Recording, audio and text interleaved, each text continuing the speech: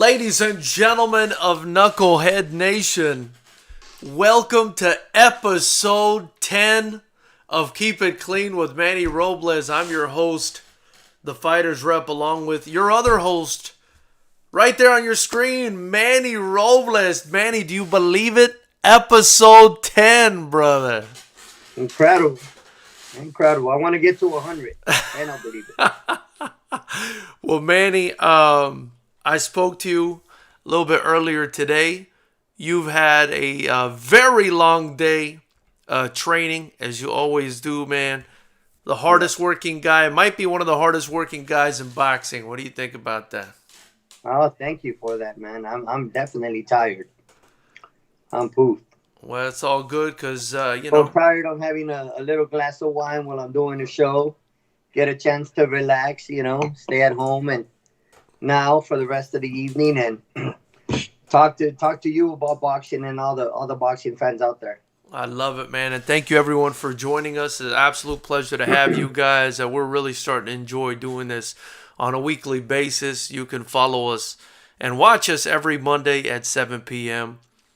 Pacific. So, Manny, we've got a lot of stuff that's happened since last week in boxing, brother. We've got a lot of stuff that's happened in boxing. First and foremost, what I wanted to point out is Mike Tyson and Roy Jones agreeing to come back and do an exhibition bout in September. My goodness, Manny, what do you kind of think about this whole situation? I don't know. it's interesting. It's an exhibition to begin with. Yeah. It's not a real fight, So when you mention exhibition, I don't think there's really a winner in the fight. You know what I mean? Right. So because it's an exhibition, so there's no winner. Right. And second of all, what size gloves will they be using? Right. I can see them wearing maybe. I don't see them wearing 10-ounce gloves, to be honest with you. I see them wearing maybe 14, 16-ounce gloves to protect themselves. Yeah. And maybe throwing a headgear. Throwing a headgear, and that's more of a sparring match than anything else. Manny, though, don't you think the headgear would take away a lot from the event? I mean, do you think the big gloves would be enough? You think they would opt for headgear considering, all the pay-per-view sales and how many people would be tuning in to watch this thing? They should let people know. They should tell. I'm only guessing now. I'm not sure about this, but when I read exhibition, that's what I'm thinking. Yeah. And it's been done before. People don't get it wrong. Don't get it twisted. Chavez, he's been fighting out in Mexico. He's been campaigning out in Mexico, doing exhibitions all over Mexico with El Travieso Arce. Yeah. So and it's what it is an exhibition, and they go at it, but they're not really going at it. They're just, they're out there having a good time while they're sparring. Yeah. So don't be surprised if you end up seeing the same thing with Mike Tyson and Roy Jones. I don't believe it'll be a fight. Yeah. I don't see that happening. I don't think they would go hard, but Manny, won't the potential competitive juices return? What if these guys start going off on each other? And then let's not forget, I mean, as much as he's turned his life around, Mike Tyson isn't the most, stable guy. I mean, I feel like maybe a good shot connects and he kind of goes back into that killer instinct. You know what I'm saying? What do you... It definitely happens, yes. What do you think about that, Manny? That would be fun. I mean, I don't know. I mean, well, I guess we'll just have to wait and see, right? Yeah. But it should be interesting. It should be interesting to have two Hall of Famers. One like Roy Jones Jr., incredible fighter back in his prime. He was definitely pound for pound one of the best fighters in the world. Obviously, Mike Tyson, charismatic, super heavyweight. Been through a lot in boxing, a lot of ups and downs, but happy as fans to see him back on top now, doing well. You know, he has his own podcast, his own radio show. Yep. You know, as you know, he has his Broadway play or whatever you want to call it. You know what I'm saying? I mean, man, I don't know. He's But really, he's out there. Manny, he's really made like several different avenues for himself to, you know. That's awesome, man. Yeah. That's great. And that just goes to show you that there's more to life than just boxing or being a fighter. You know, life has so much to offer. I'm glad to see him do well. And you know, and now he's having an exhibition. He looks to be in great shape. Let's hope they give people what they want. Manny, 54 years old, Iron Mike Tyson. 51 years old, Roy Jones Jr., who I think has been, you know, relatively more active recently. Tyson hasn't been in the ring in a long time, Manny. George Foreman kind of, you know, threw this out there. He said that, you know, he believes that it's really dangerous. He says it's really dangerous when you make up your mind to do something like that. You can't tell them don't do it. But, you know, George Foreman seems to think this could be a dangerous fight for both men. What do you kind of feel about that? I believe it could be. Definitely, it could definitely be a dangerous fight for both men, especially Mike Tyson. He hasn't been in the ring in so long. Right. Let's remember who the real heavyweight fighter is. That's Mike Tyson. What is it? Roy Jones, I believe he's more of a light heavyweight than anything else. Yeah. So, yeah. But you know, come fight night, I can see both fighters coming in right around the same weight. It could be dangerous. It just depends on the fight itself. You know, it's an exhibition. That's what they're calling it, an exhibition. It's not a fight. It could be a fight, but it's not. And again, we have yet to see what type of gear they'll be wearing. Will they be wearing a headgear? What size gloves will they be wearing? And let the public know. Let the people know what's at stake. You know, is this a real fight? Again, you read exhibition, that's what it is. Right. They're both going to go out there and maybe take it easy on one another, and I don't know. Right. I have read that, you know, it's an exhibition. Looks like it's going to be 8 rounds, Manny. Wow, 8 rounds. 8 rounds. Yeah, the health. I'll be honest with you, Manny. The health issue does concern me. You know, as a promoter, somebody who generally looks to the best interests of the fighter. Mike Tyson, Manny, has not fought.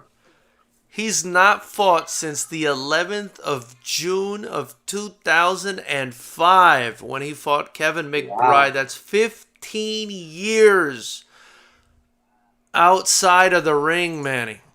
Yeah. Roy Jones has fought as recently as February 8th, 2018, just 2 years ago. 2 years ago, yeah. There you go. And he's been relatively active. I mean, he also had a fight in 2017, a couple the year before. He actually had 4 fights in 2015. Wow. But in one of them, Manny, and you may be familiar with this name, he got knocked out by an Enzo Maccarinelli, who was a pretty good fighter in his prime. Yep. Correct. But, you know, long faded. Even Enzo Maccarinelli was kind of long faded when he fought Roy Jones and was able to knock him out in 4 rounds. So definitely, I think, a dangerous fight for both guys here. Yep, definitely. Particularly for Roy Jones as well. You know, he's been stopped on a few occasions, and, you know, he continues to box. Yeah. You know, and I guess he announced his retirement already. I'm not sure. Did he ever announce his retirement? You know what? He may be doing the Floyd Mayweather retirements, Manny. I'm not sure. Yeah. You know, I'm not sure. He may have. Sure. Correct. But he can't really stay away, man. He doesn't seem to be able to stay away. Well, I guess it's hard to say goodbye when the money's good. You know, the money keeps on rolling, keeps on coming. It's hard to stay away. Right. So, Manny, you were mentioning Roy Jones' skill. You told me what you thought of him a little bit. I'd like you to kind of expand on what you thought about Roy Jones as a fighter and what you thought about Mike Tyson as a fighter, and if this fight will affect their legacy at all. Well, let me tell you a little something about Roy Jones. I met him personally. One of my boxers, well, actually, one of my dad's boxers. I was an assistant to my dad at the time. Reggie Johnson fought Roy Jones for the undisputed light heavyweight championship of the world back in 1999. I was just a puppy. And back in 1999 at the in Mississippi, at the Gulfport, Mississippi, at the Gulfport, I believe it was the Gulfport Coliseum, if I'm not mistaken, out there a long time ago. Again, as I said, in 1999, my dad's boxer, Reggie Johnson, which he was a two-time former middleweight and light heavyweight champion of the world. At the time, he held the IBF light heavyweight title, and Roy was the WBA and WBC world champion, respectively. And they fought for the undisputed light heavyweight title. And, of course, Roy Jones won that fight. Back when Roy Jones was in his prime, beat Reggie by decision, unanimous decision. It's a hell of an experience being in the corner with my dad and being able to take part of such a great fight with of course at the time fighting one of the best fighters in the world, pound for pound, Roy Jones Jr. Michael Jordan was present in the arena. That's when Jordan used to sponsor. They used to sponsor Roy Jones. Remember the Roy Jones shoe, the Nike, the Jordan shoe, the boxing shoe. Well, yep. Well, that's way back then, and when Michael Jordan was Roy Jones' sponsor, and I was let me tell you something. I was in the locker room with my pops, and he was warming up Reggie, getting him ready to come out and fight. They were going through the warm up routine on the mitts, and guess who walks in, man?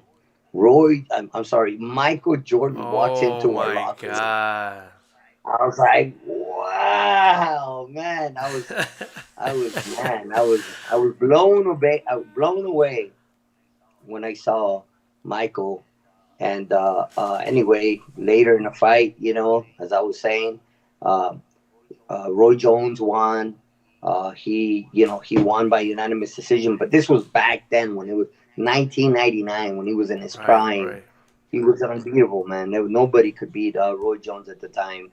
But just like everything else in boxing, man, father time caught up to him, and lost a few fights here and there. But you can never take away what Roy Jones has been able to give boxing.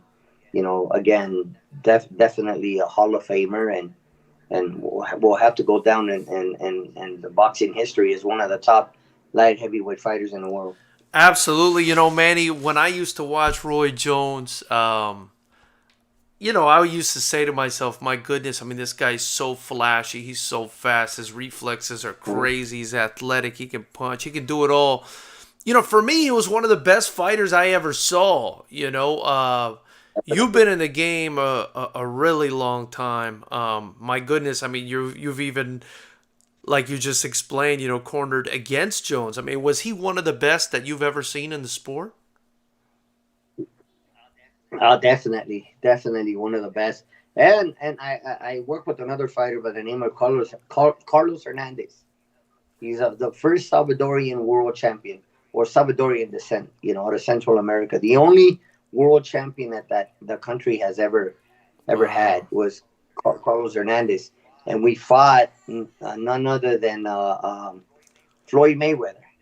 And this was in 2000. This was in 2000, as a matter of fact. Wow, man. So 99, Reggie we faced Roy Jones, none other than Roy Jones, and we topped it off with Carlos Hernandez fighting Floyd Mayweather. Of course, we didn't win any of those two fights, but But man, to be able to fight two of the best fighters in the world, you know, and that will be recognized as two of the best fighters in the world in boxing history was quite an honor. Man, Manny, that's incredible experience that you have, man. And I mean, I'm sure you have so many stories. That's why I'm so glad we get to do this show together. Yeah, I got a lot of stories, man. It just depends, right? I mean, you bring up Roy Jones, and obviously I remember the fight with Reggie. For sure. Well, Manny, switch gears real quick over to the opponent, Mike Tyson. I mean, what are kind of your thoughts on Mike Tyson? Obviously, any experiences you ever had with Mike Tyson, I'd love to hear about him. No, I've never met him personally. I read a book on Mike Tyson recently. It's very interesting, and it's everything that he's been through in his personal life, and how he's been able to rebound and get himself together again was great. I mean, there's more to life than just boxing, and you want to see people do good. You want to see people do well, especially fighters like Mike Tyson. To many of us, he's like our hero. You know what I mean? We grew up watching Mike Tyson fight, and to see him be one of the best heavyweights in boxing history as well is awesome. I mean, we're all very, us older folks are very lucky to have been able to see fighters like Mike Tyson again. We just mentioned Roy Jones and Julio Cesar Chavez and some of these boxing greats. Back in the 80s, that's my decade really when I fell in love with boxing as a young kid. My dad used to take me to the Olympic Auditorium. And this is funny, man. I just came across some boxing memorabilia, like the baseball cards. But I've had them in my magic box, I guess, for decades. These boxing cards, actually, probably about 30. I've had them for about 30 years now. These cards, right? And I came across some cards, some very special boxing cards, and one of them included Roger Mayweather. May his soul rest in peace. He just passed away recently, and I came across his card, man. And I got about 4 or 5 Roger Mayweather cards in case anybody's interested out there in buying them. Hit me up. Let me know how much they're worth. And man, let me tell you, and what's interesting about these cards is when I read the back, it tells you a little bit about his history, and what was impressive, what left me, impressed the most was that it said still. Yeah. So when I read that, I was like, wow, I've had this card for this long, over 30 years. And at the time when I obviously back then and now you read it and it says still active, Meldrick, was it Meldrick Taylor versus Chavez? Yeah. I got a card. It's a Meldrick Taylor card. Of course, in the back it says still active, and it shows him fighting Chavez. I was just this week, just yesterday, last couple of days, yesterday, Saturday, was going through my stuff, and I was really, really happy to. I have a lot of stuff, you know what I mean? But sometimes you really don't know what you have, and once you start digging and going through your stuff, you come across a lot of interesting things. And Meldrick Taylor, Edwin Chapo Rosario, Maromero Paez, and Roger Mayweather, among others, and they're all active. They're all still active. Wow, man. Wow. That's pretty interesting. I'm sure those are worth quite a bit. If anybody knows, you could always reach out to Manny right there on the bottom of your screen at manuel.boxing on Instagram. Give him a follow if you haven't already. And like, comment, share, subscribe to the channel, man. Join us. Make us, make us your favorite boxing podcast. Join me and Manny every Monday at 7 p.m. Manny, who do you think wins? Who do you think wins this fight if it's, an actually competitive fight? I know it's an exhibition, but who do you think wins between Mike Tyson and Roy Jones Jr.? I'm gonna have to give it to Roy Jones, man. Yeah. I'm gonna have to give it to Roy. He's the younger fighter of the two. He's been active. He's only been inactive for 2 years. We talked about Mike Tyson not having a fight in over 15 years now, and he's slick. He's quick. I'm gonna have to give it to Roy. Yeah. Yeah. Do you think it would have been an exciting fight in their primes, or would Mike have just been too much since he's a heavyweight? Oh no, definitely. But you got to remember again, as I said, Mike Tyson was a heavyweight, Right. and Roy Jones was a light heavyweight. I believe Roy Jones did conquer the heavyweight title at one point. He did. He went up to, I believe he went up to heavyweight, Manny, and he fought John Ruiz and won a title John there. Ruiz, Puerto Rican fighter, right? John Ruiz, he defeated John Ruiz and then came back down to the light heavyweight or the cruiserweight division again. He didn't stay. He didn't stay and fight as a heavyweight. He just won the title, figured he could beat John Ruiz, and came back down in weight.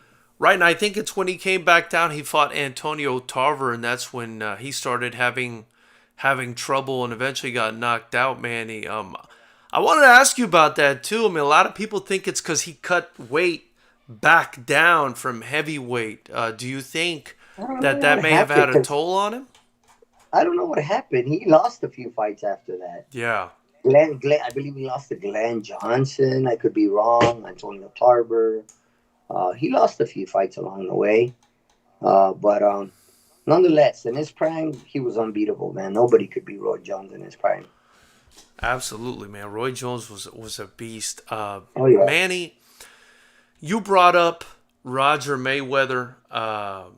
May he rest in peace. You brought up your father as well. Obviously, may he rest in peace. Our condolences to your father, who gave you, so much in the sport and made you the man you are today.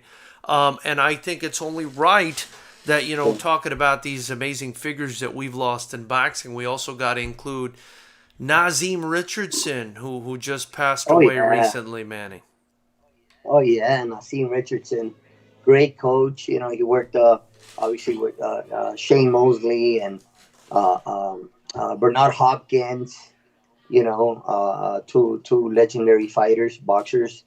Let's not forget that it was because of Naazim Richardson that Margarito got caught cheating with the camera. Right. He was the one that caught him cheating.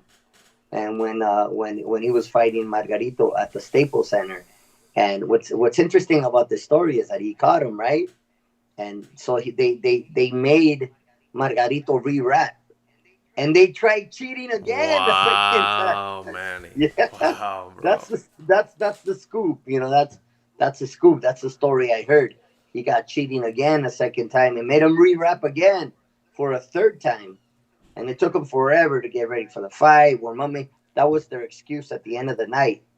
That's why Margarito wasn't able to perform to the best of his ability. Well, he got caught and they took him to court after that. So, once you get caught and you still go through the fight, knowing you got caught, man, I mean, how can you focus on a fight, right? Right. How can you go out there and focus on fighting when you just got caught and now you're going to have to pay the consequences? And he sure did. He got suspended for a little while. His coach got suspended permanently. I believe he's not able to work a fight in the United States. Wow, man. Never again. And it was all because of Naazim Richardson. Wow, man. Well, definitely rest in peace, Naazim Richardson. Did you ever get a chance to meet him at all, Manny? No. Obviously, watching him coach and what great job he did with Bernard and with Shane Mosley. He's a good, well-known coach from the East Coast, from Philly, boxing town. Yeah. And my respects and my condolences go out to him and his family. Got you, Manny.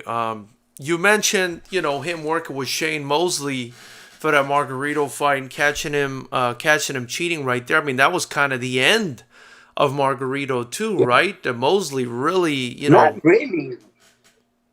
really. You know why? Excuse me. because his coach took the blame. Margarito's coach took the blame. Right.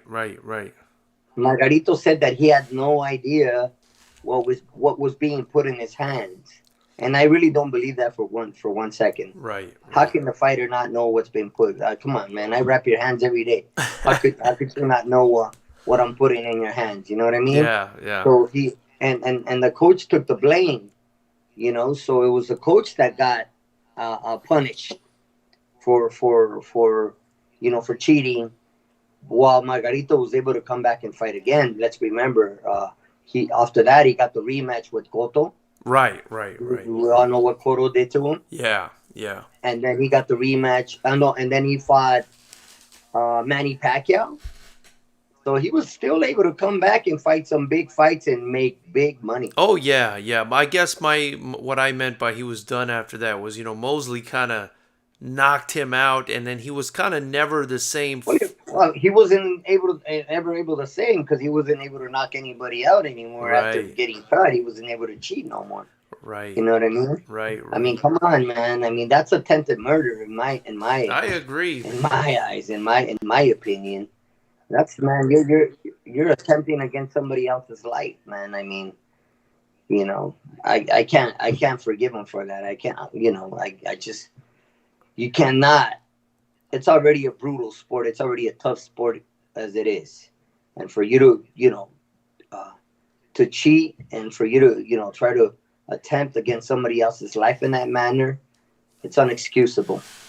Yeah, I couldn't agree more with that. I thought that was awful. I remember watching the first Cotto fight, Manny.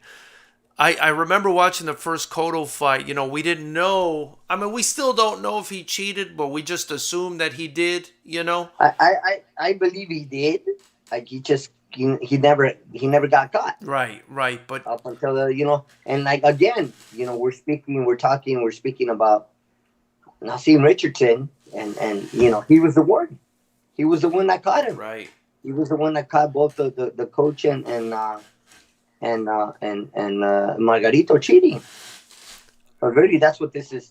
This is about him, and him being what a great coach he was, and he coached two of the best fighters in the world. Yeah, Hall of Famers, and then on top of that, the fact that again he was the one that caught Margarito and the coach. You know what?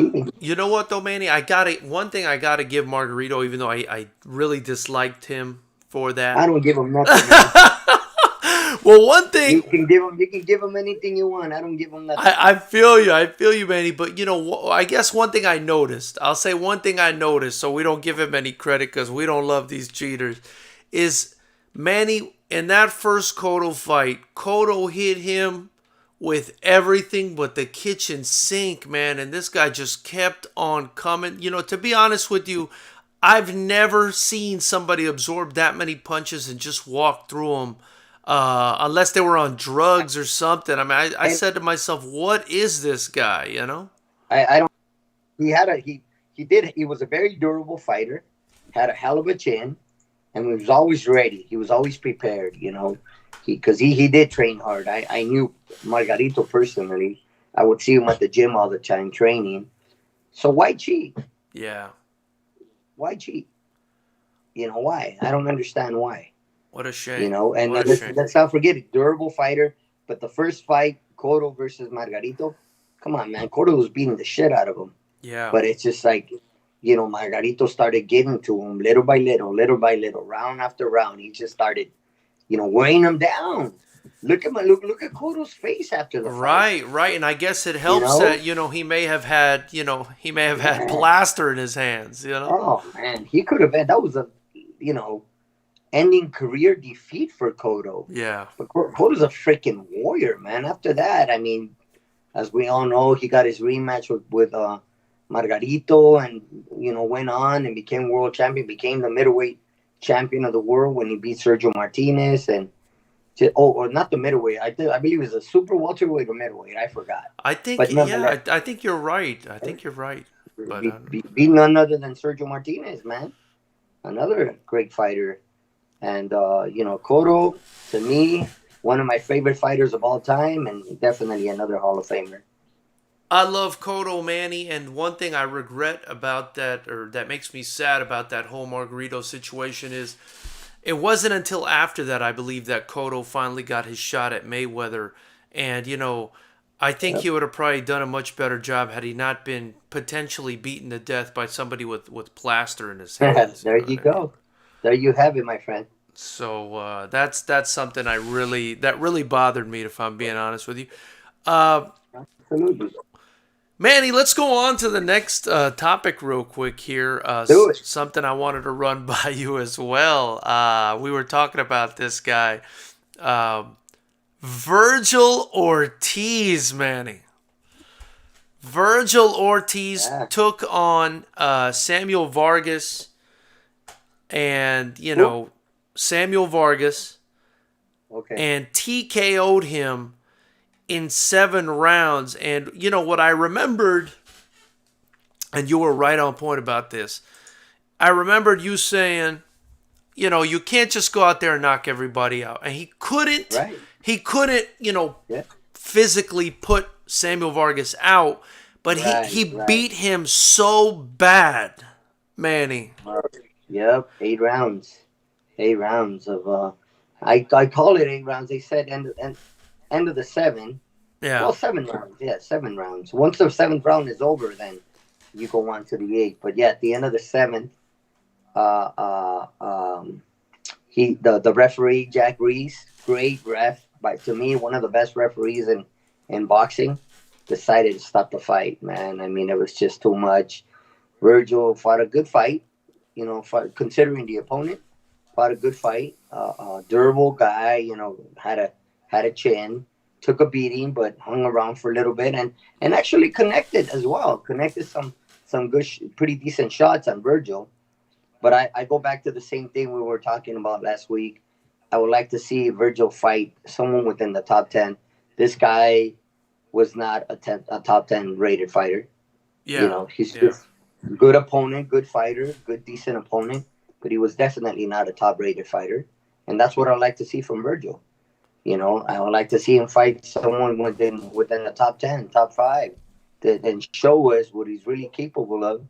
And there's no doubt in my mind that he can definitely become a superstar. But it's time to fight someone in the next, a top-rated fighter, level 8 fighter. I agree, Manny. I would love to see that as well. Yeah, imagine Virgil versus Sean Porter. Oh my goodness!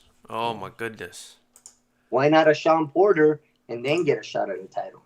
Someone within that league. You know what I'm saying? Do you think he's ready for a guy like Sean Porter, Manny? That's what I'm saying. I Yeah. mean, that's what we've been talking about. I mean, this is a kid that's been making a lot of noise. A kid that's now 16-0 with 16 knockouts, correct? Yep. Or is it more? I mean, I don't know. But all wins, all knockouts. 16-0, 16 knockouts, just 22 years old, Manny. Right, there you have it. And they're talking about being the next great boxing champion. And okay, well then let's see what he's got. Let's put him in against someone, a top-rated fighter. And again, he's badass. I just want to see him fight somebody better. Yeah. You know what I mean? Someone, 2 A-class fighters go at it and see what he's got. See what he's got to show. See how he can handle that type of pressure. And if he can, then get a shot at a world title. I hope he can, Manny. I just feel like it's a big lose-lose for anybody that steps in there against him. I mean, it's a very high risk, low reward fight, right? I mean, yeah, because he's not a world champion, but that's where the promoter has to come in and pay. The promoter's got to come in and fork out the money. Or a great manager has to make it work. Like a great manager like Manuel Robles, and you can give him. Manny, you're going to be managing fighters now, or you already kind of are. I hope so. The reason why I told you, George, the main reason why I want to manage boxers is to look out for them, to protect them, and look out for their well-being. As I said before, I've shared some experiences with you. where fighters get taken advantage of, and and I don't want to be that guy. I if I can help, if I can do something for them, then that's what I'll do. I'll do my best to take care of them, and then bring them up right, and make sure that they're that they get the respect that they deserve. I love it, Manny. And, if you guys want to follow Manny on Instagram or his management company, LBA Legends, it's at LBA Legends on Instagram. And obviously down below, you can follow Manny directly at benwell.boxing. But Manny, all that aside, 244 punches landed in the fight for Ortiz versus just 54 for Samuel Vargas, Manny. And Ortiz also landed, get this, 154 power punches and 48%, or rather 46% of his total punches landed in the fight, man. Incredible, man. Incredible. Like I said, I think there's at one point he landed like 4 or 5 right hands in a row. 1, 2, 3, like 4, man, 4 straight right hands. Yeah. 4 or 5 straight right hands. And they had bad intentions, man. Every one of those right hands. So, yeah, like I said, he's a great fighter. He's a crowd pleaser. He definitely likes to give people what they want to see. And he doesn't talk. Right. He's a big talker. He's not. He does all his talking in the ring, and I definitely respect that from Virgil. I believe he's a great fighter, and I believe he has everything to become a world champion. But there comes a time in a fighter's career where, you gotta put him in against somebody. If you're talking about him fighting for a world title today, then match him up against some, a top level guy, a top class A guy, before you can consider, a world title shot, a world title fight, especially knowing that you have fighters like Errol Spence and Terrence Crawford, standing in your way at the welterweight division. Right. And maybe it'd be wise to fight someone like Sean Porter. Yeah. Maybe someone like Keith Thurman. You know what I mean? And then look for the big dogs.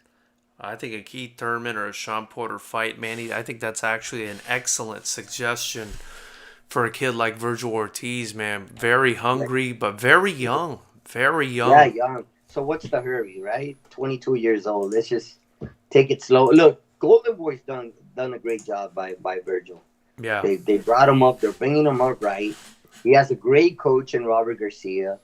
Yeah, I mean, if you got Jose Ramirez as a sparring partner, shit, that's pretty good. You know what I mean? And they're all part of the same stable. You got Jose Ramirez and Mikey Garcia as sparring partners. Come on.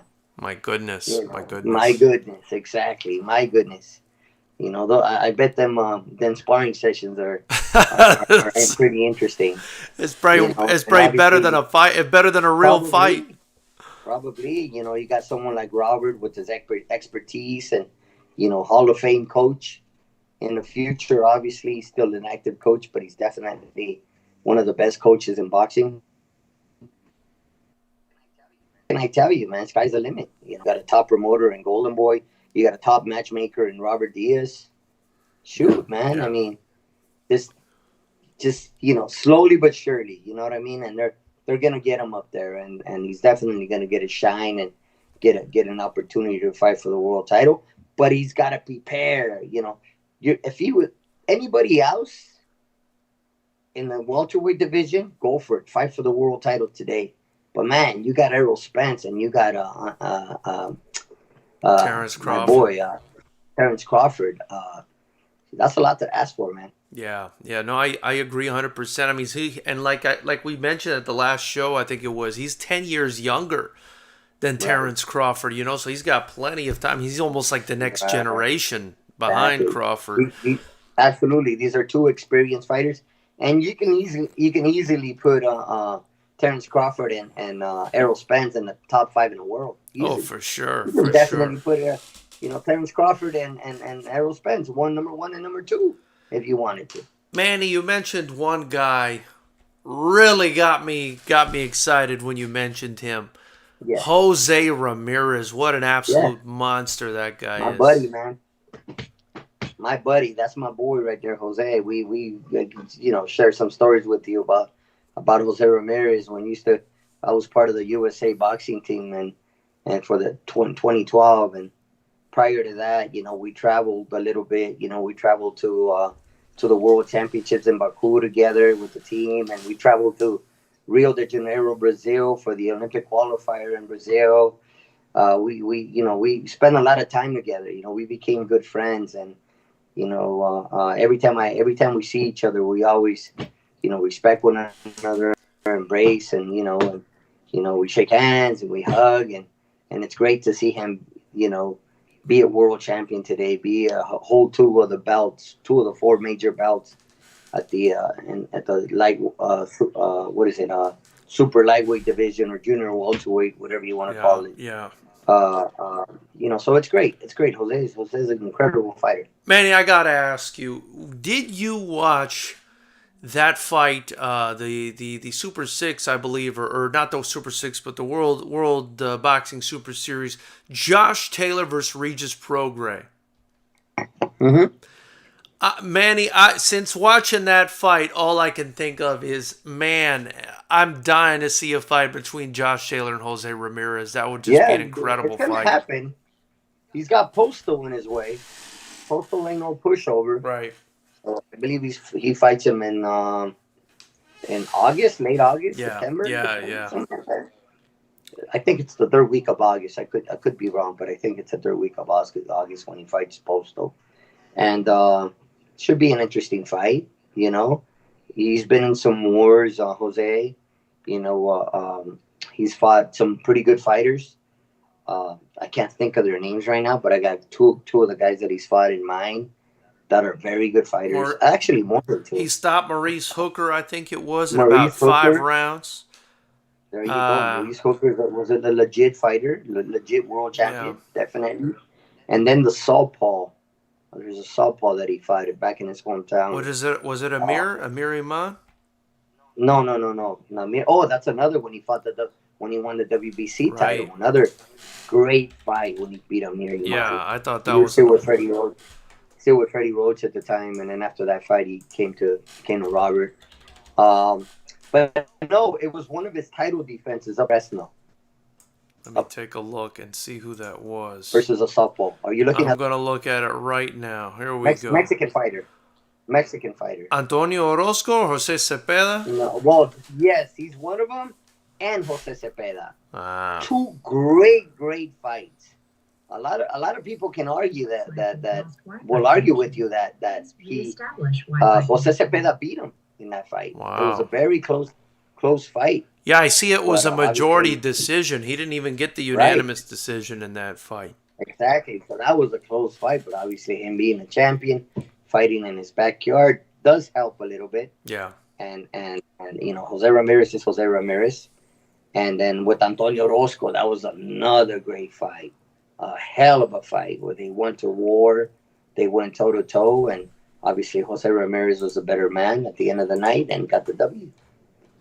And Orozco is a guy who fought Vergil Ortiz as well, so we can kind of circle back to Vergil Ortiz there. I worked with Orozco for a little bit. I worked with him for a fight, when he was having trouble making 140. I worked with him for a fight and make sure he made 140. And another fighter I have nothing but the utmost respect for is Antonio Orozco. Incredible fighter, incredible person, family man, good father, husband. He's a class act, and I wish him nothing but the best. I don't think he's boxing any longer, but whatever. If you're out there, Antonio, look, my heart goes out to you, brother. You're a great guy, and I wish you nothing but the best. Manny, who do you think is the man in that division? I believe it's 140 that we've been talking about there. Who do you think rises to the top in that division at the end of the day? I don't know. I think it's between obviously Josh Taylor and Jose Ramirez beat. You mentioned him right now for the IBF title. out of Texas. You just mentioned them right now. Maurice Hooker. Right. Right. Yes, and then Regis and then Josh Taylor beat Regis Prograis. Right. You know, another to unify another one of the bouts because they're both unified champions now. They got to go out there and fight for the undisputed junior welterweight title. Be a hell of a fight. Where will the fight take place? America, maybe. Europe, maybe. Yeah. But it'll definitely be a pay-per-view fight, and definitely a fight I would love to see. A hardcore boxing fans fight though, Manny, right? Because not a lot of people, I think, are as familiar with them as. I think they are. I think Josh Taylor is a huge name in Europe. Yeah, he's a huge name in Europe, man. I mean, I think he can pack any arena in Europe. And Jose Ramirez, if you take that fight to Fresno, forget about it, man. All of Fresno will show up. Plus, he's an Olympian. I believe Josh Taylor is also an Olympian. They're both Olympians. Jose Ramirez represented the U.S. in 2012. He's a great ambassador of his hometown, and he fights for our people in the that work in the agriculture industry, and he's always looking out for the raza, and always fighting for the raza, and he's a great role model. Absolutely, man. He's a beast. Now, could we get you to tell us who you like in that fight if it does happen, Manny? I gotta go with Jose Ramirez, man. Yeah. That's my boy. Yeah, for sure. That's my boy. For more than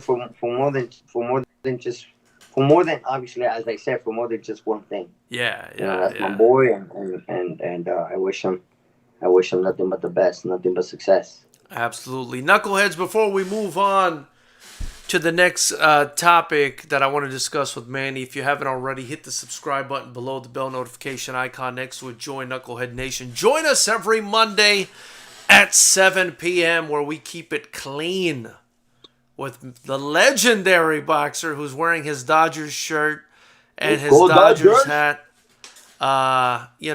Next time I got to wear my Miami Marlins so we can have a little battle on here, Manny. Oh, man, come on. The entire team is sick right now. You know that, right? The entire Marlins team has the coronavirus. Oh, no, Manny. You know who came out, Manny, and said he had coronavirus? Who's that? Robert Garcia. No. Robert Garcia just came out. I believe it may have been today, unless I'm mistaken. I saw him on YouTube. Wow. Yeah, I saw him on a YouTube channel that I guess he's got an association with him in his gym, and it looks like he's got coronavirus as well. Yeah, maybe that's the reason why he didn't show up to Virgil's fight. That's what they're saying. saying. Yeah, well, he did the right thing to stay away, man.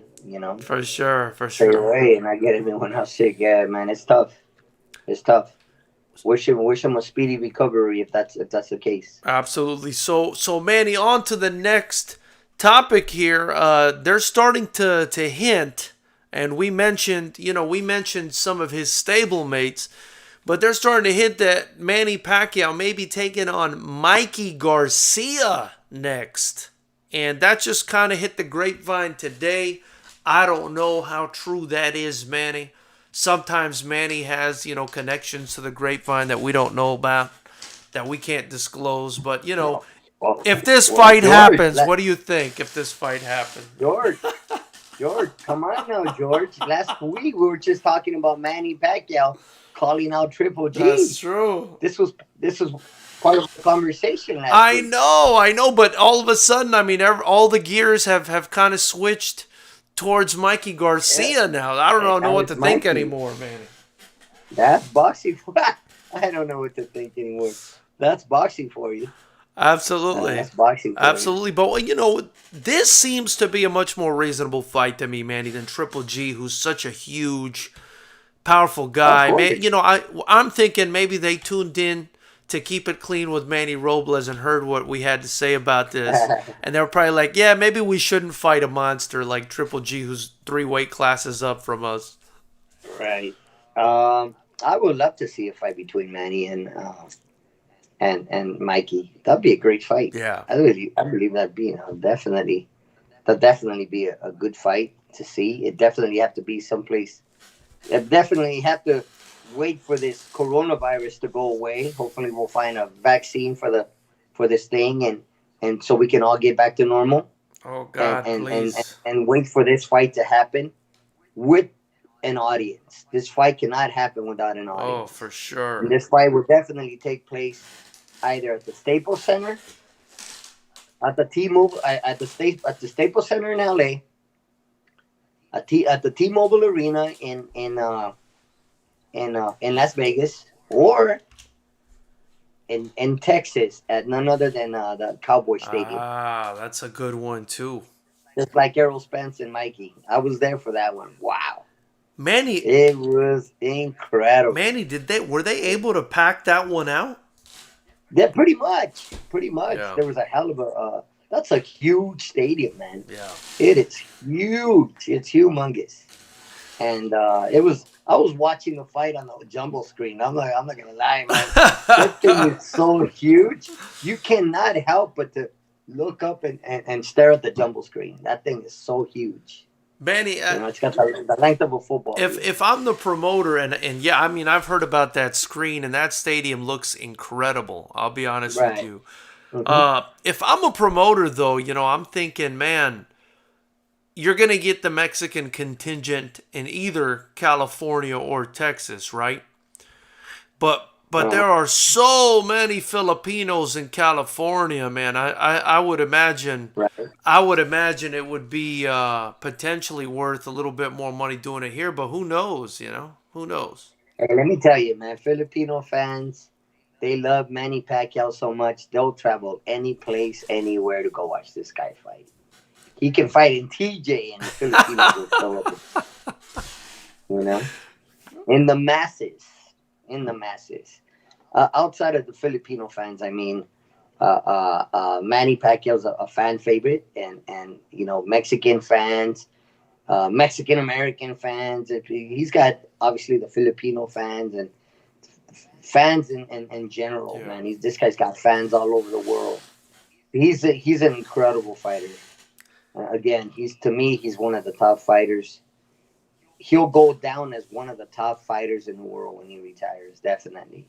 Yeah. Because he's done so much. He's been, done so much inside and outside, and for the sport and outside of the sport. He's got it. We all know he has a huge heart, and he's always looking out for his people, his community, and he's a politician now. He's fought some of the best fighters in the world. Came up short to Floyd. Let's not forget that. But other than he's pretty much fought everybody. He won some, won most, lost a few. But again, as I always say in boxing, man, it's not two things. It's not winning. It's how you win. It's how you get it done. And it's the same thing with losing, man. Sometimes you lose, but it's how you lose. Sometimes you go up there, you give a hell of a fight, and you really don't lose, because when you gain the fans' respect the way Manny Pacquiao has, you know what I mean? Even when he comes up short in the fight, but he always gives it 100, you can't help but not to cheer for the guy. The fights with Marcus, the great, incredible fights, crowd-pleasing fights. They always win at it. Obviously, like I said, he's never ran away from anybody. He's fought the best fighters out there. What a beast, Manny. What a beast that guy is. Definitely. That guy's a beast. Guys, if you have any questions or comments, definitely leave them in the chat. We'll be getting to them immediately after this. Manny, what kind of chance, and I feel like it's a little bit crazy to be saying this, but because, around the Jeff Horn time or immediately after that, I would have probably flipped this on its head and said, what kind of chance does Manny Pacquiao have against a Mikey Garcia? Now I'm thinking to myself, what kind of chance does a Mikey Garcia have against a Manny Pacquiao No, let's not count Mikey Garcia. Mikey Garcia, his lone defeat has been against Errol Spence. Right. And let's take it, he lost every round. He didn't get stopped. He didn't get stopped by the bigger, stronger man. Right. And when he announced he was fighting Errol Spence, I thought this is just too much for Mikey. I mean, he's taking. I was concerned for Mikey. I was thinking he's gonna get stopped by Errol Spence, and he went out there and proved to the world he's got a huge heart, and he can take a punch, and he tried, but Errol Spence again. Errol Spence is one of the top welterweights in the world, and it just goes look. We talk about boxing, and here we bring up. Let me bring up Virgil again. I mean, that's a lot to bargain. That's a lot to ask for when you're calling out Errol Spence. Right. And not to say that he can't beat him, but he needs a couple more fights. He needs to face top opposition before you can go ahead and face someone like Errol or again Terrence Crawford. I couldn't agree more. I mean, like we've discussed, they're older than him. They're more refined. They got more experience at this point. And then one thing that really points or sticks out to me is Errol Spence's size. I mean, I think if any welterweight fights Errol Spence, it's almost like they're fighting a small middleweight or something. I mean, the guy's just so big. And I think even if Terrence Crawford, Manny, has a bit of technical advantage, I say if because it's an if he has a technical advantage over Errol Spence, I mean, he's still going to have to deal with his size and his physicality, Yep. He's a bigger, more physical fighter of the two, that's for sure. The reason, Manny, that I say, what I say about Mikey Garcia, though, is, we saw what happened when Mikey Garcia stepped in there against Spence. And like you say, he showed a lot of heart and did his thing. But it was a very one-sided fight. It was. And I thought a lot of it had to do with not just, Errol Spence's skill, but when you combine that with the size, it just became too much, I think, for Mikey Garcia. Right. Uh-huh. But then, Manny, I look over at Manny Pacquiao and what he did with Keith Thurman. Yeah, right. Manny, that is another big welterweight, and granted, he's not where Errol Spence is, and he wasn't the Keith Thurman that we saw before he kind of got shelved with that shoulder injury, but it's still a big boy, Manny. Mm-hmm. And Manny Pacquiao's speed and skill was able to neutralize him. So I guess that's why I kind of lean a little bit towards Manny. Who's your favorite? Who would you pick? Cut it out already. Let's cut to the chase and you tell me who do you got? Mikey Garcia or Manny Pacquiao? Well, listen, Manny, if you're gonna force it out of me, I'm probably, I like both guys. I love both guys. And to be honest with you, I really loved when Mikey Garcia fought Adrian Broner. I thought he did a fantastic job in that fight, fighting a bigger guy as well. Yep. Mm-hmm. But I just feel like Manny Pacquiao's a different animal. He's used to fighting bigger guys. He's shown what he can do with bigger guys. He's got more speed on his side. I think Garcia, if he has anything, he might have some. He has great timing. And good fundamentals. Great counterpuncher. Yeah, but I just feel like Manny Pacquiao might be just a bit too much for him in the speed department. Let's remember, Manny Pacquiao's 42 years old, man. Remember, he didn't look 42 years old, man. When he fought Keith Thurman, Manny, he didn't look 42. All right, that's for sure. Man, he looked like he had a Monster Energy drink in there before he went in against Keith Thurman, man. Yep. He must have been taking my boy from Foxhound. He must have been taking some of his vitamins and whatnot, and some of the stuff that Foxhound. He must have been taking some of his product. Absolutely. And speaking of which, guys, big shout out to our sponsor, Foxhound Fuel. You can find their website in the link below. If you go there and you use the code FightersRep15 at checkout, you'll get 15% off. They've got all natural, effective, Manny, pre-workout, post-workout, hydration supplements designed specifically specifically for fighters, and Manny's given it to some of his fighters, and obviously I've given it to a lot of the guys that have fought for us as well. So definitely big shout out to them, and thank you for your sponsorship. Manny, let's take a look at what some of the people in the chat are saying. Go for it. We've got Fight Life. Hey, George, go ahead. I'm sorry to interrupt. One more thing before we move on to that. Sure. What about Oscar Valdez versus Velez? Last week. Oh, my goodness. What do you think of that? Oh, what my you think goodness. of that performance? Well, Manny, if you're going to ask me what I think of that performance, not everybody's going to love my answer. I'm sure I might rub some people the wrong way. But, I got to agree. I got to agree what Timothy Bradley was saying during the broadcast. I feel like, and you've alluded to this before, yeah. I feel like Oscar Valdez is more conducive to being an aggressive fighter. And for whatever reason, they're trying to make him a counterpuncher. They're trying to make him more defensive. Mm-hmm. And they're sacrificing what makes him so great.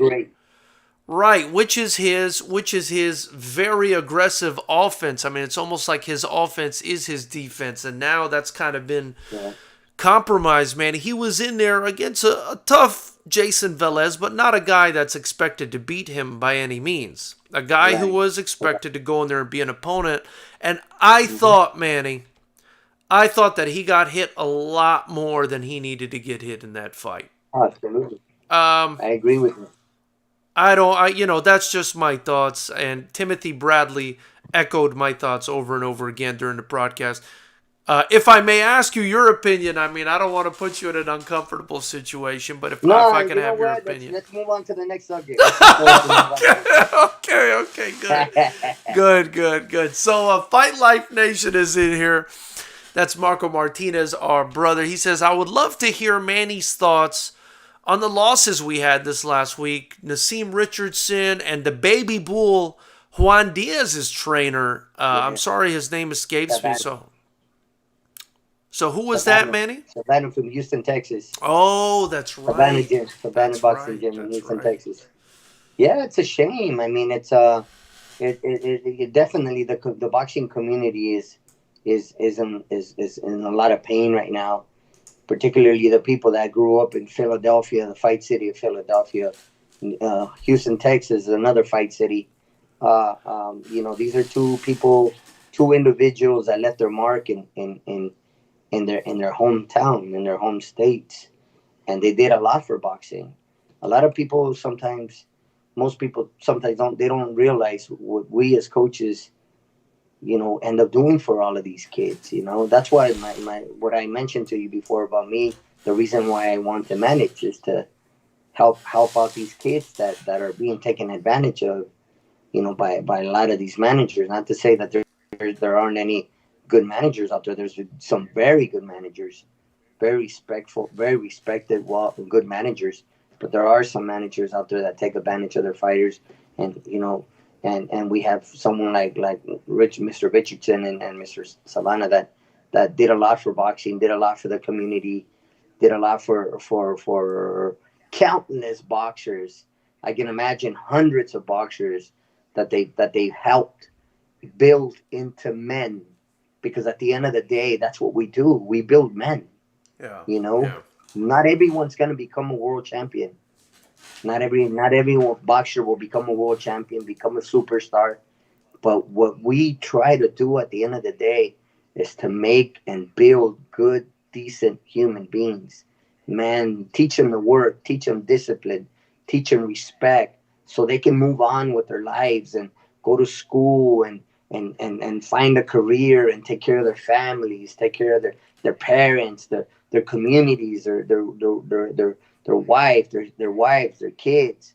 And to us, that's very important. To me, that's very important. And I can assure you that with Mr. Richardson and Mr. Savannah, that's what they aim for.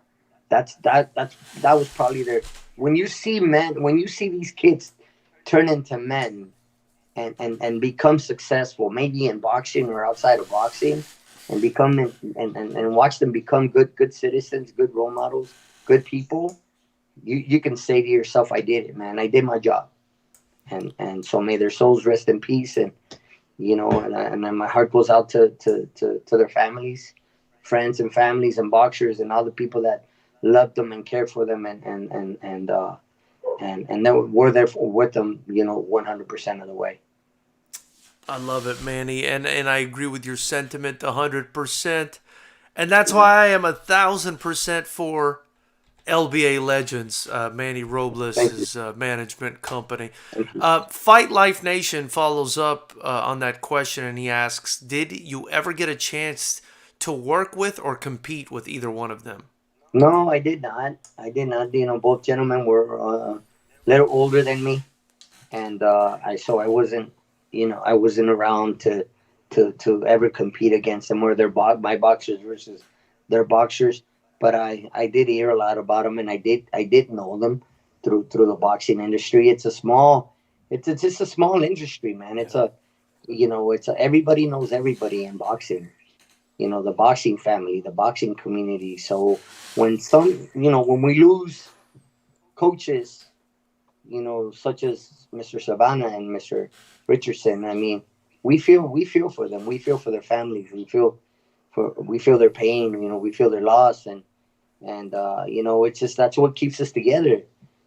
Because we understand the pain, we understand the business, the sport, and everything that goes with it. Yeah. So these are good people. I'm sure these were great people, two great individuals that gave their lives to boxing. Yeah. Manny, Raw Dog is also in the chat. He says Roy Jones Jr. says he wants Hopkins in a real boxing match after the exhibition. What do you think about that? What's going on, man? What the hell's going on, man? A bunch of retired fighters coming back to fight again. All the viejitos. We should have the senior This is the senior citizens league. We'll do like in amateur boxing. Listen, George, like in amateur boxing, there's the masters division in amateur boxing. Oh my God! We're gonna have a masters division in the professional ranks. Oh my goodness, Manny! Oh my goodness! And then afterwards, we can or the morning after, we can wake up and go to Denny's for the senior citizen special. Yeah, for the senior citizens. 10% off. Yeah. The early bird, man. We go do the early bird, brother. Early bird breakfast. That's right. YRT says 8 rounds is kind of long for an exhibition. Yeah, exactly, right. What kind of exhibition? We have yet to see. Yeah. We have yet to see what kind of fight. It'd be nice if they let people know, what we can expect. Yeah. 10-ounce gloves, no headgear. Let us know. Give us some information. That's the one. This will know how serious this fight will be. Yeah, I just hope they don't rent out those big sumo wrestling suits and those big pillow gloves like they do for the parties, man. When you call it an exhibition, I just don't see how. I mean that exhibition, that tells you everything. I don't see how these guys are going to go at it and try to hurt one another when it's an exhibition. There's nothing to fight for. Right. There's no winner. Right. YRT also says Hopkins got literally knocked out of the ring. All these old boxers are seeing dollar signs and aren't thinking about their health. Right. Yeah. Hopkins' last fight, I was there at the forum. Oh. Yeah, that was a sight to see. It was I was actually his last fight when he decided to retire. This was supposed to be his his last fight where he walk out with his hand raised and win. Right. He lost. He got dropped. He got knocked out of the ring, and he was never able to get back in the ring, and they had to stop the fight because I guess he injured his back or something, and. But that was his last fight. After that, he's like, "That's it, man. I'm done. No more boxers for me." That was one of the most brutal things. Fought a younger fighter, a good, decent fighter, and he, must have thought that he was gonna have his way with him, and then and it was he had another thing coming. Time got caught up to Hopkins. You know what I mean? Yeah. You catch him 5 years earlier, he would have definitely won the fight. But it's just Father Time, man. Just the clock don't stop. Right. And the kid he fought, I mean, Joe Smith Jr. is a tough guy, Manny. Yeah, definitely a tough guy. Definitely a tough fighter. He's still around. He's still active. Definitely someone to reckon with. But again, like I said, he had his number that night. He had Bernard Hopkins' number that night, and beat him by stoppage. Yeah. YRT follows up, says Tyson is looking like a beast now. He doesn't look bad like he did against McBride, and you could see his power is still there. That's one thing. I said this before. One thing, you might lose speed, you might lose reflexes, legs, everything will go. But power is the last thing to go, man. Yeah, and that's kind of the case with I think all combat sports, Manny, the kickboxers, the Muay Thai guys, the MMA guys. It's always that power shot. That's the last thing to go, and it's kind of funny sometimes because especially in MMA with those small gloves, I mean, an older guy can still kind of land that shot and beat a younger guy pretty easily. Always entertaining to watch that. RGN's and the Granite is in here. What's up, brother? He says, "What's up, Manny and George? What's up? Hopkins is one of my top 10 boxers. Can Manny get me off this head injury? I hit like a mule with both hands." So he's looking to get you to coach him here, Manny. Oh, that'd be cool. I met him personally. Bernard is a great individual, great guy, man. He's super cool, super great fighter, and he called one of my fights one day with one of my boxers, Chris Pearson, and he really liked. Bernard is part of the Golden Boy team, and when the fight was over, we fought Yamaguchi Falcao, an Olympic bronze medalist. We were the underdogs. We came in and Chris won that fight. Great fight, great toe-to-toe fight, great toe-to-toe action. We were definitely ready for the task. And after the fight, Bernard came to our locker room and congratulated Chris and obviously the whole team. And he said, "We want you on the team. We want you on the Golden Boy team." And shortly after, they sent us the contract, and I got him signed to Golden Boy. Very nice, Manny. Very nice. Well, doing a manager's work, as we've discussed before, and we'll be seeing a lot more of that from you, I'm sure.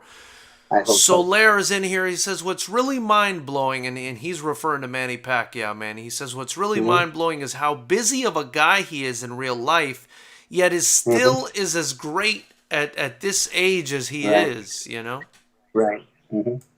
Yeah, I mean, it's pretty amazing and remarkable when you think of what he's doing, but, being a senator and all the very, charitable stuff that he does for his country and his people, Definitely a super busy guy, he with politics and boxing and all the other stuff that goes with that. He's famous, man. I mean, this guy could definitely become the president of the Philippines one day. Yeah. And he loves his community, man. He loves his people. He's a giving person, from what I understand. It's just like he's always giving and giving and giving, and that's just remarkable because it's hard to come across people like that, people that are genuine, and I believe he is. He's very charismatic, and he could tell he's a great individual, but inside the ring, man, he's a beast, man. I mean, he's an incredible athlete. Manny RGNs in the Granite also asks, "Manny, do you like..." Which Manny? Manny Pacquiao? Well, he's addressing you. He says, "Manny, do you like Marvin Hagler?" I think I know the answer to this question. Of course I like Marvin Hagler. Marvelous Marvin Hagler. What was it? The Fantastic Four? Oh, my goodness. Hagler, Duran, Leonard, and Hearns. Leonard and Hearns, absolutely. These guys didn't run away from one another. They all fought each other, and Marvelous Marvin Hagler was definitely one of the top fighters in the world in the 80s. You know, he came up short to Sugar Ray Leonard, but that fight that decision can be argued. Definitely could have gone either way, but it was a great fight nonetheless. Remember what I said? It's not losing; it's how you lose. Same thing with winning. It's not winning; it's how you win. And there was no shame in that. You know, definitely a great fight. Obviously, the 3 rounds that he went to war with Thomas Hearns, 3 of the best rounds in boxing history. What a fight. And it only lasted 3 rounds, but what a fight, man. If you all haven't seen that, look up the fight on YouTube. Let me tell you, man. What a fight. These guys, it was a street fight, man. Oh, Manny, that's the best. It was a street fight. Manny, that's still the best first round I've ever seen in a fight, I think. The best first round, the best 3 rounds in boxing history. The best 3 rounds, by far. They beat the shit out of each other, brother. Oh, my God. And obviously, Hagler ended up stopping by knockout Thomas Hearns, but what a fight that was. Oh, incredible. My goodness. Yeah. So, yeah, I thought you would enjoy... so, I don't know. Maybe I'm starting to understand, but I thought you might like Marvin Hagler there, Manny. I love Marvin Hagler. I love Hagler.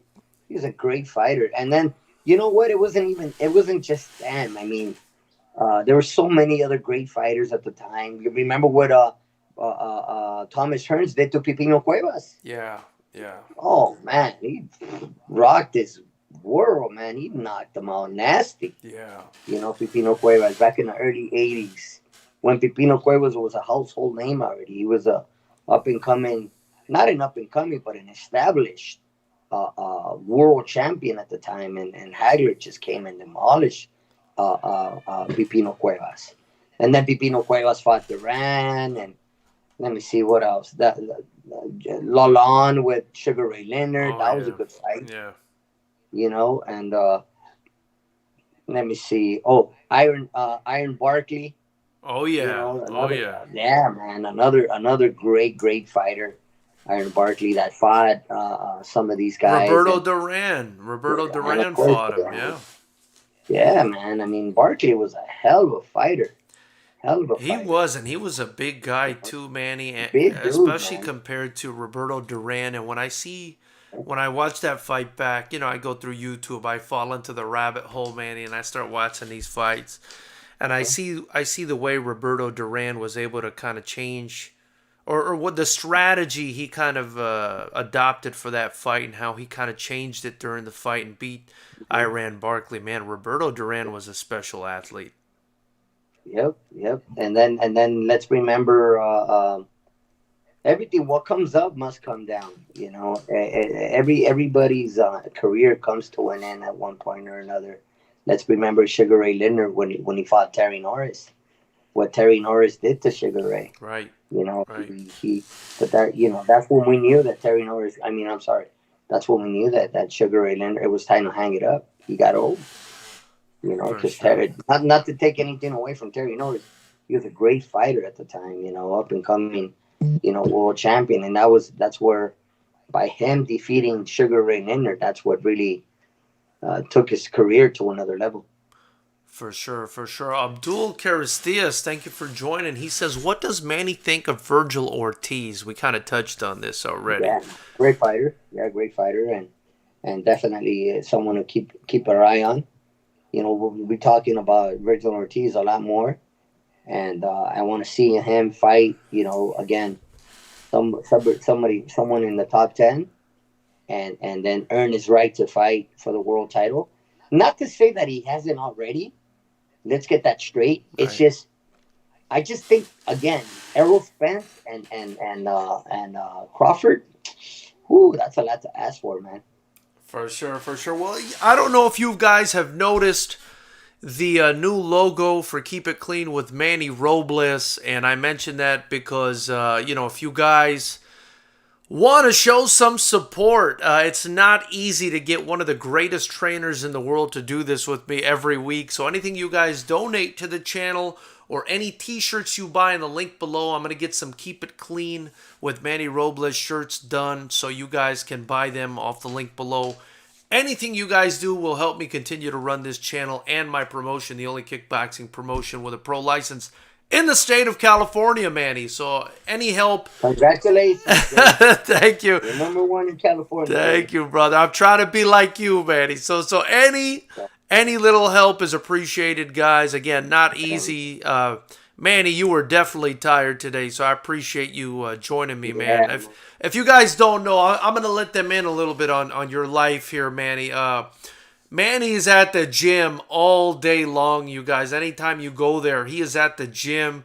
He drives like forever to get there. The guy's a machine, man. And for him to even do this show with me is such an honor. I kind of am starstruck sometimes that I was able to meet you and get this done. So again, any way you guys can help is much appreciated.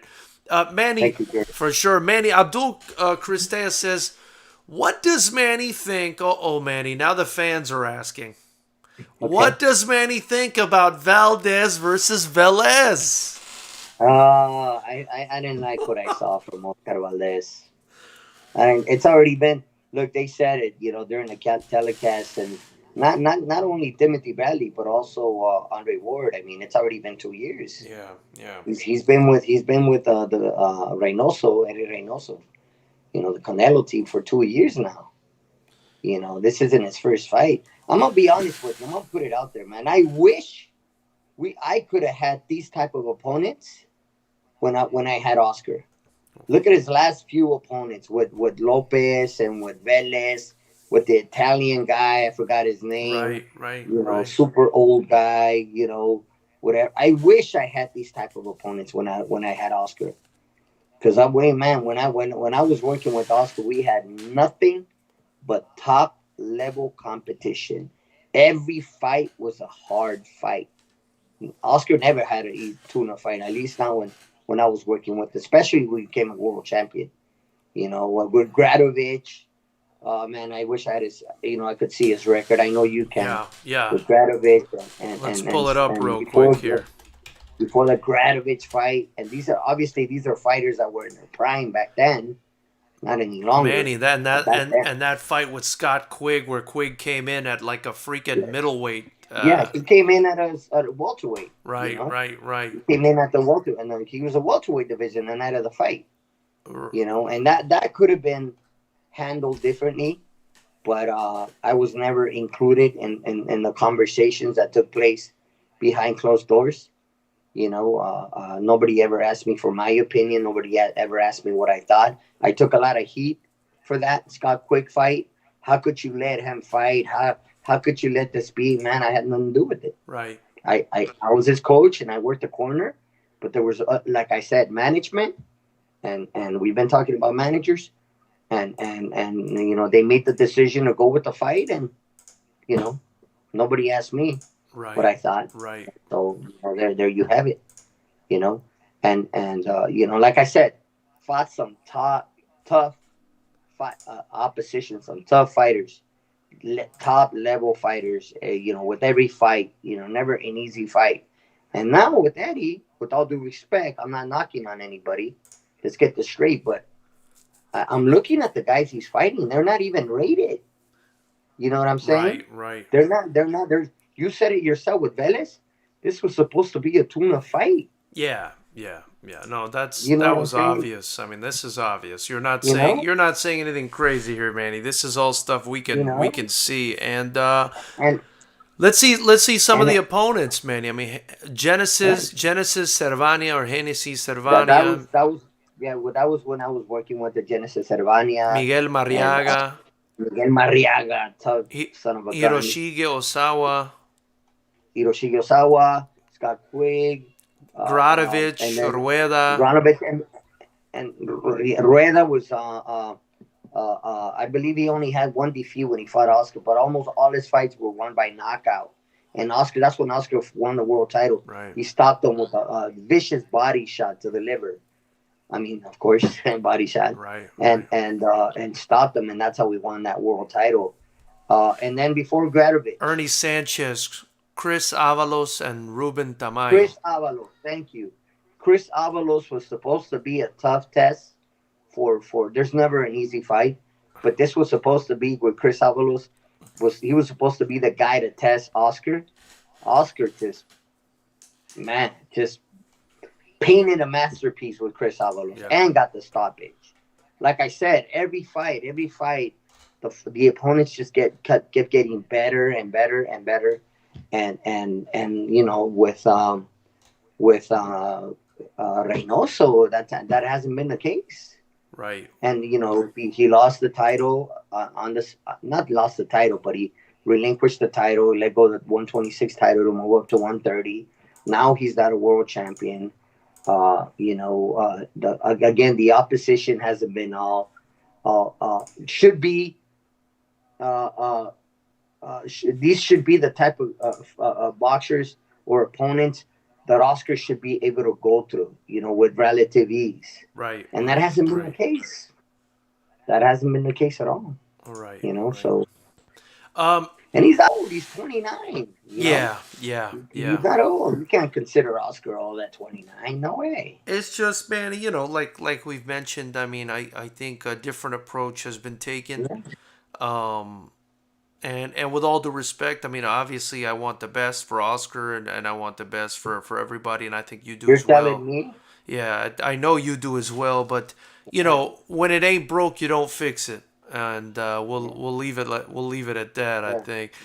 Abdul Cristeas follows up that question and says, and also Virgilio Ortiz. That animal just became one of my favorite fighters. Virgilio Ortiz. He wants to know what you think about Virgilio Ortiz. Virgilio, I know Virgil Ortiz though. No, of course, man. He's in it again. He's a class act. He's definitely one of the top welterweights in the world right now. Definitely a top fighter to reckon with, and I want to see him, you know, fight someone. I want to see him fight Sean Porter. See, I want to see how he handles himself versus a fighter like Sean Porter, or durable fighters that have a good chin that don't stop coming forward like he does. You know, imagine what that fight would be like, right? Yeah. And you know, or Keith Thurman. You know, I think Danny Garcia, I think he beats Danny. Oh yeah. I think Virgil beats Danny. Oh yeah. You know? Danny's too. If I'm being honest, Manny, I like Danny. I got respect for Danny, but he's too slow for Vergil Ortiz. I think. Man, after I mean, if you go in there and fight someone like Red Catch, an opponent like Red Catch, and takes you the distance and makes you look bad. Yeah. I don't know, man. Yeah, no, I gotta agree with that one. Agree with that one. Let's see where we're at here. Abdul Cristeas also said Manny Robles is one of my favorite coaches. He made Andy Ruiz a champ. I thought he was going to get KO'd ugly against Joshua. Say that. I'm sorry, I lost you there for a second, George. Can you repeat that for me, please? Yeah. So Abdul says Manny Robles is one of my favorite coaches. He made Andy Ruiz a champ. I thought he was going to get KO'd ugly against Joshua, but Manny and Andy did a great job preparing for the fight. Thank you. I appreciate that. Thank you. So that's what he says there. Wow, we've got quite a bit of chatter going on in the chat room today, Manny. Just give me a second here. Soler, thank you for the compliment. He says, I love how FightersRep stands up for the gyms who are hurting by the lockdown. Manny, I actually did a fundraiser, was able to raise over $1,000 and kind of passed it out to a couple of gyms. So I guess... Look at you. Yeah. Right on, George. If I didn't have it, this is RGN in the Granite says, if I didn't have a head injury, I'd fight now, any heavyweight, in great fighting shape. Want to see if Manny can make that happen. RGN's had a serious head injury. He's over 40, Manny, and I told him it's probably not in his best interest. Don't quit your day job, please. Right. And I also don't think he would get approved by the commission. Yeah. There you go. So this is an interesting point, Manny. Soler says, I'm cool with seeing these old guys fighting each other so long as they let the young fighters undercard, which is what I thought, Manny. But then Right. he follows up, which is with another thing that I said on a video that I made recently, Yeah. that says, I don't like sideshows like the Paul brothers being on the card. You know, Manny, I agree with that. I want to see these old guys, if they're gonna fight, they got to bring up the young guys on the undercard. Is the way I Yeah. feel about That it. would be nice. Let them get some exposure. Let them let's find the next superstars. There's a lot of them out there. I mean, believe me, man. This boxing is like a non-stop machine. It just keeps on producing more and more talent every day, more and more talent. It doesn't stop. We just got to go out there and find the next gem. Yeah. The next superstars. You know what I mean? And that's why you talk about what you did, what you mentioned a second ago by helping out these boxing gyms that are in desperate need, financial need. We need more people like yourself because this is a poor man's sport, man. Contact sports, boxing particularly, it's a poor man's sport. You know what I mean? Where these kids they have nothing. A lot of these kids have nothing, and these you walk into some of these facilities, these boxing facilities, and they're very modest. Yeah. They don't have a whole lot. They don't have a whole lot to offer.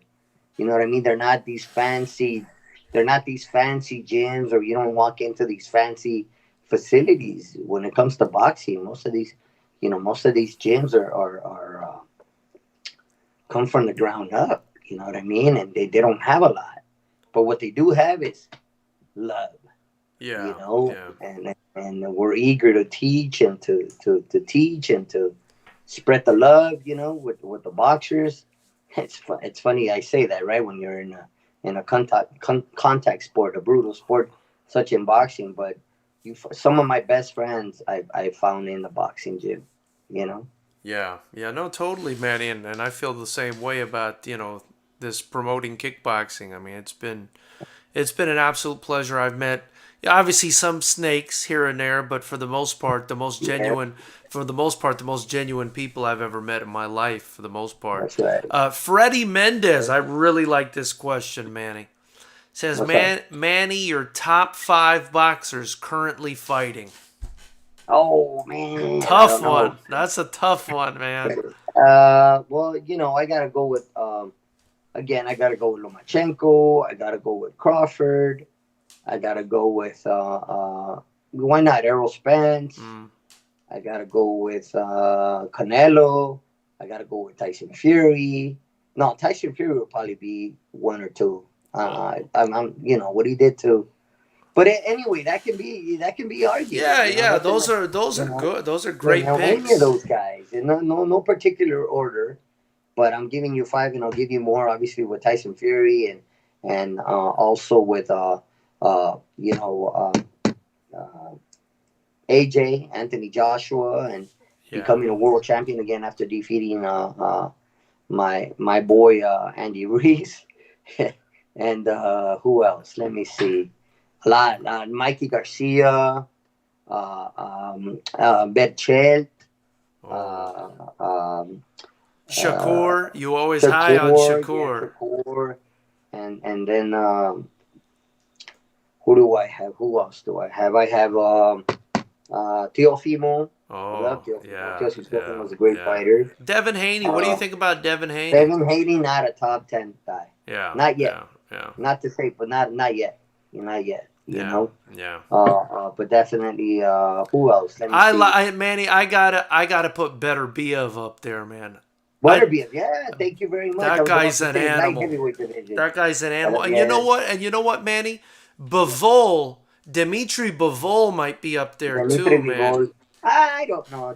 I like Dimitri Vivol. He's a great fighter, but he's got to be somebody like. I got to see him fight someone like Butterbeer to really Right, consider right, him in the right. top 10.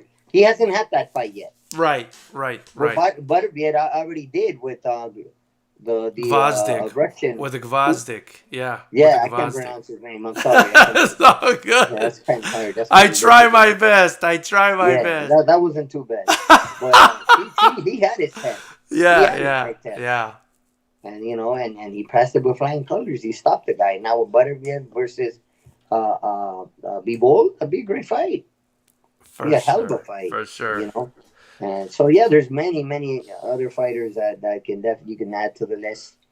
But anyway, this just I gave you about 10. No, they wanted 5, so you doubled up. The hardest working man in boxing. I expect nothing less, man. We got Jose Ramirez. Oh, that's right, man. Josh Taylor. Josh Taylor. Yeah. There's some great fighters right now. Manny Pacquiao. Come on, why not? Man. Yeah, he's still there. He's still there. Why not, Manny Pacquiao? He's still there. He's still there.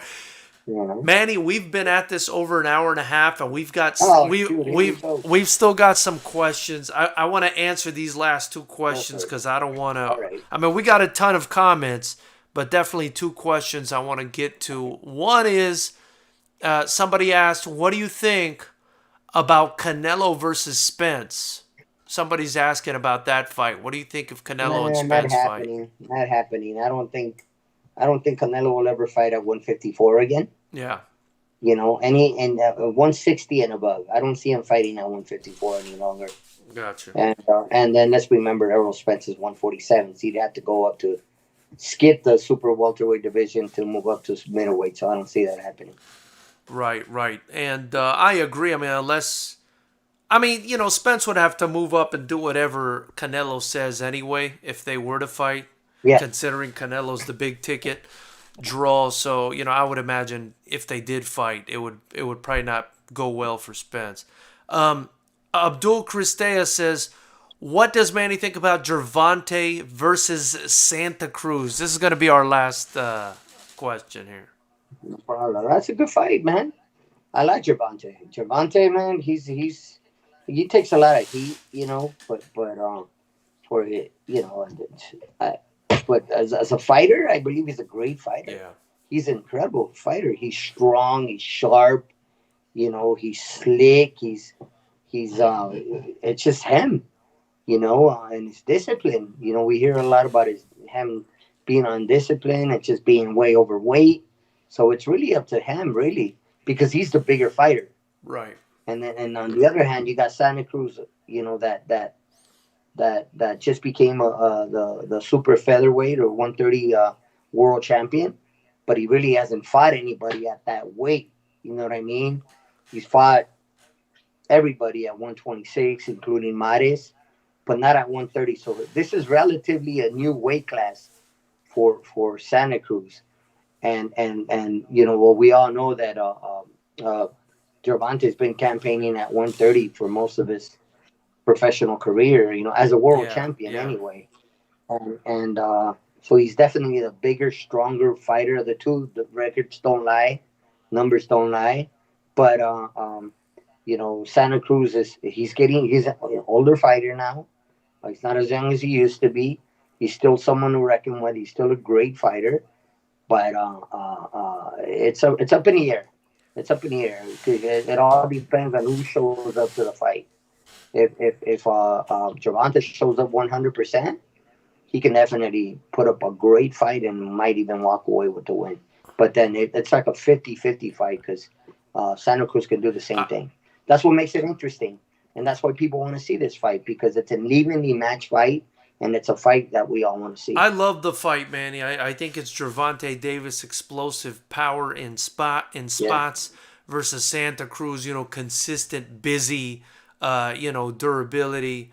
And I think it's a fun fight. I know I told you, Manny, that was the last question, but I got to ask you this one because, I can't let this one go. Abdul Cristeas asks, what does Manny think about, and this is going to be the last question, guys.